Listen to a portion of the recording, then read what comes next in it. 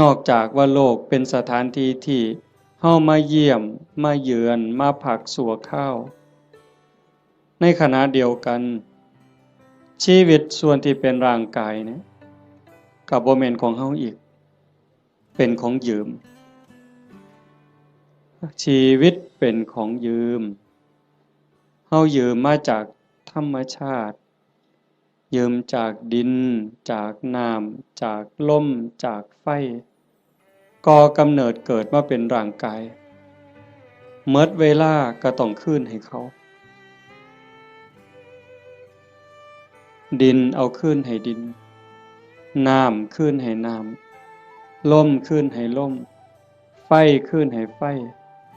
แต่ว่าชีวิตส่วนที่เป็นจิตใจจิตวิญญาณก็ต้องเดินทางต่อเดินทางต่อไปในวัฏสงสารไปไสล่ะบ่ฮู้ไปสู่อบายก็ได้นรกเปรตอสุรกายสัตว์เดรัจฉานผู้ที่สร้างบุญไว้บ่พอคือว่ารักษาจิตไว้บ่ดีก็ย่อมล่วงลงสู่อบายแต่หากผู้ใดตั้งโตอยู่ในความบ่ประมาทคือญาติโยมทั้งหลายนี้